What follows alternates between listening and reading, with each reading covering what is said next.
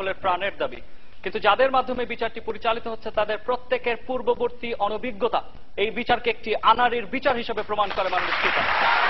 মাননীয় স্পিকার, যে বিষয়টি এই ক্ষেত্রে সবচেয়ে বেশি প্রয়োজনীয় ছিল সেটি হচ্ছে একটি নিরপেক্ষ এবং চূড়ান্ত যুদ্ধাপরাধীদের তালিকা। মাননীয় স্পিকার, 30 লক্ষ শহীদের হত্যার চার্জ কেবলমাত্র রাজনৈতিক উদ্দেশ্য প্রণোদিত 10 থেকে 15 জনের উপর কাঁধে চাপিয়ে দেওয়ার প্রেক্ষিতে বঙ্গবীর কাদের সিদ্দিকীর ভাষ্য ছিল স্বজনপ্রীতির এই বিচার আর যাই হোক মাননীয় স্পিকার কখনো স্বচ্ছ হতে পারে না।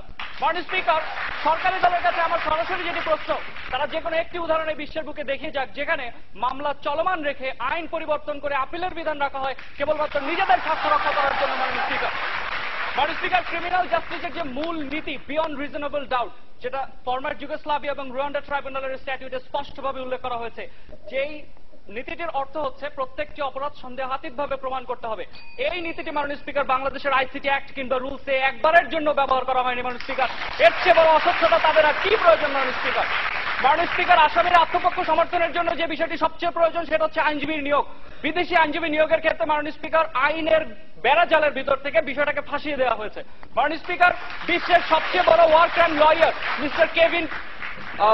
মিস্টার কেভিনকে কিউসি, মাননীয় স্পিকার, তার পাসপোর্ট তার ভিসা ক্যান্সেল করে এয়ারপোর্ট থেকে পাঠিয়ে দেওয়া হয় কিসের স্বার্থে? সেটা সরকারকে অবশ্যই আজকে পরিষ্কার করে যেতে হবে। মাননীয় স্পিকার, সরকারি দল থেকে একটু আগেই বলে গিয়েছেন যে ওই যে বিচারক সাক্ষ্য গ্রহণ করেছিলেন তিনি রায় প্রদান করেনি। দ্যাট মিনস মাননীয় স্পিকার, তিনি রায় প্রদান করেনি ঠিক আছে, কিন্তু তার গৃহীত সাক্ষ্যের ভিত্তিতে রায় প্রদান করা হয়েছে, এটাই এর অসচ্ছতা প্রধান প্রমাণ। মাননীয় স্পিকার, মাননীয় স্পিকার, আজকে ওনারা বিচার প্রক্রিয়া পরিচালনার কথা বলছেন, কিন্তু বিচার প্রক্রিয়া বা বিচার কার্যক্রম যে আইনটির মাধ্যমে পরিচালিত হয় বাংলাদেশ অপরাধ ট্রাইব্যুনাল, ইন্টারন্যাশনাল অপরাধ ট্রাইব্যুনাল কার্যপ্রণালী বিধিমালা 2010 একবারের জন্য নামটা উল্লেখ করে নেই। মাননীয় স্পিকার, আইনের সেকশন 19 যে বিষয়গুলোকে সাক্ষ্য হিসেবে উপস্থাপন করা হয়েছে, film, tape record, newspaper, এগুলোর সাক্ষ্যগত মূল্য এতই দুর্বল মাননীয় স্পিকার যে এগুলো কখনোই কোনো রায়ের ভিত্তি হতে পারে না। মাননীয় স্পিকার, সেকশন 8 এবং সেকশন 11 এর দিকে তাকালে আমরা দেখতে পাই সেখানে বলা হয়েছে সরকার যে কোনো ব্যক্তিকে সাক্ষ্য গ্রহণ করার জন্য প্রেসার দিতে পারে, যদি সাক্ষ্য না দেওয়া হয় 6 মাস পর্যন্ত কারাদণ্ড দিতে পারে। মাননীয় স্পিকার, সরকার সাক্ষ্য গ্রহণের জন্য প্রেসার দিতে পারে, এটা আপনি বিশ্লেষণ করুন। সরকার সাক্ষ্য গ্রহণের জন্য আপনি বলেছেন, স্পষ্টভাবে বলে গিয়েছেন যে সরকার সাক্ষ্য গ্রহণের জন্য সাক্ষীকে প্রেসার দিয়ে থাকে। আপনি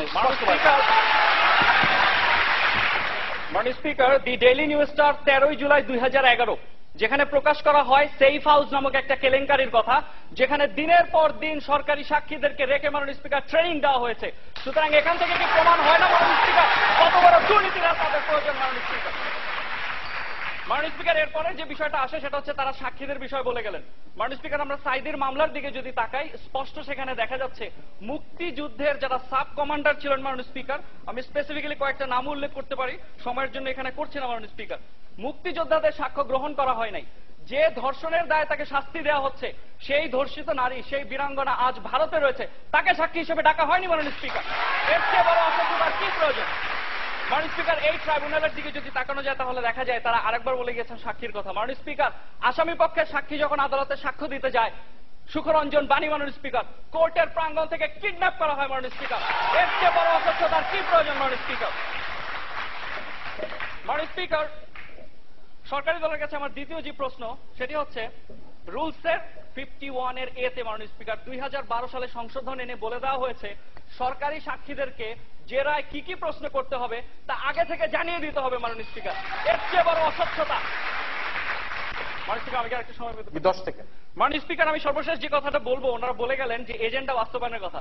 মাননীয় স্পিকার, একটি বিশেষ রাজনৈতিক দলের এজেন্ডায় যখন ভোট গ্রহণের হাতিয়ার হিসেবে একটি বিচারকে ব্যবহার করা হয় তখন রাজনৈতিক এজেন্ডা বাস্তবায়নের এই বিচার আর যাই হোক কখনো স্বচ্ছ হতে পারে না। মাননীয় স্পিকার, যার প্রেক্ষিতে মাননীয় স্পিকার, বর্তমানে এই বিচারের অস্বচ্ছতার কারণে যে অরাজকতা সৃষ্টি হয়েছে সেটি জনগণের রাইট টু পিসের ভায়োলেশন এবং যে ক্রাইমটি হচ্ছে ক্রাইম এগেইনস্ট পিস, এবং যার প্রেক্ষিতে অ্যামনেস্টি ইন্টারন্যাশনাল বলছে যে trial of ICTBD it's also a crime against humanity which is triable by the present tribunal. মাননীয় স্পিকার, যার প্রেক্ষিতে আমি আবেদন জানাচ্ছি আজকের এই প্রস্তাব যেন গৃহীত না হয়। ধন্যবাদ মাননীয় স্পিকার।